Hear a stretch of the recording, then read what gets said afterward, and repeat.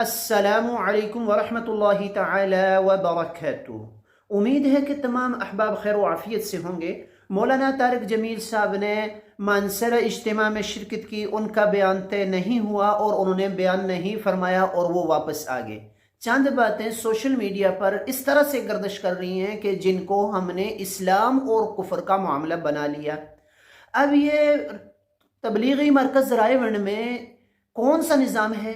یہاں پر شورا کا نظام ہے اور یہاں پر ایک ترتیب ہے، حضرات کی طرف سے ایک ترتیب ہے۔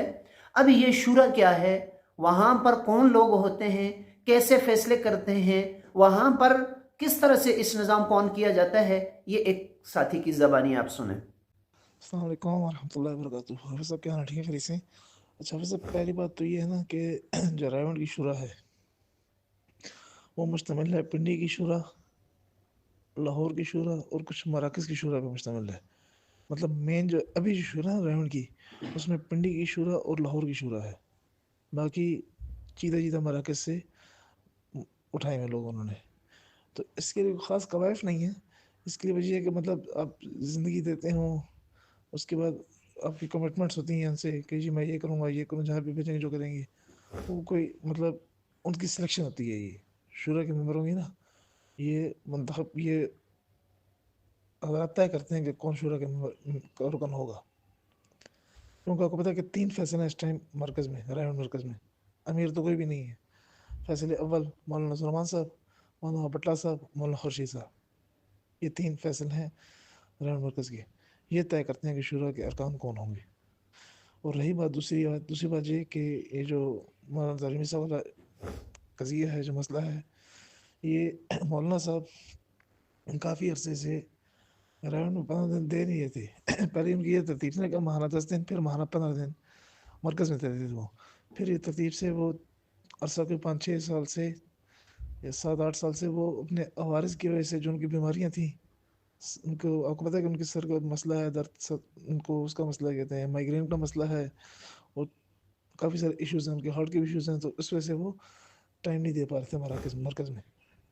اور یہ جو ہے بفا والا قصہ، یہ تو وہ خطرناک سچویشن ہوئی نا کہ پہلے بھی مطلب آپ کو پتہ ہوگا 2018 میں اسلام آباد اجتماع میں جو واقعہ ہوا مشورے میں، پھر 19 میں مشورہ ہوا، اس میں جو واقعہ ہوا، بس اللہ معاف فرمائے، مسائل بہت سارے ہیں، اختلافات بہت بڑے ہیں، لیکن ہمیں چاہیے کہ ہم اختلافات پہ پانی ڈالیں، اس آگ کو ٹھنڈا کریں، نہ کہ اس کو بھڑکائیں۔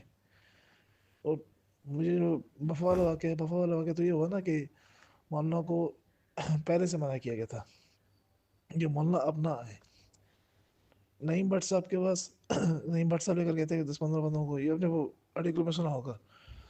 تو اس کے بعد پھر دوبارہ گئے تھے، مولانا خورشید صاحب نے کہا، مولانا عبداللہ صاحب نے بھی کہا کہ حضرت اپنا آئے، آپ آئیں گے تو مطلب یہ باقی لوگ ہیں یہ مسئلہ کھڑا کر دیں گے۔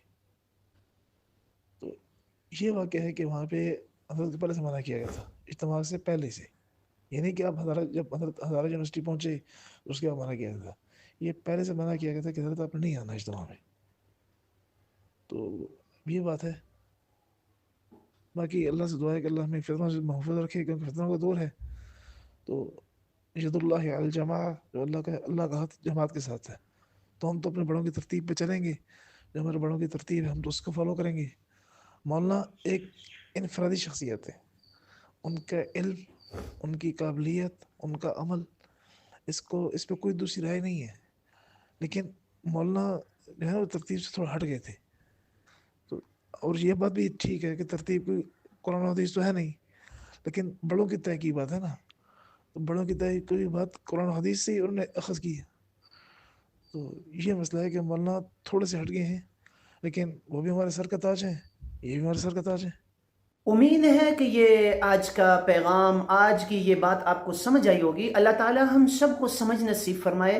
اللہ تعالیٰ اس قوم کی حالت نہیں بدلتے جو اپنے حالت کو خود بدلنے کی کوشش نہ کرے، اس بات کو اللہ پاک نے قرآن کریم میں فرمایا۔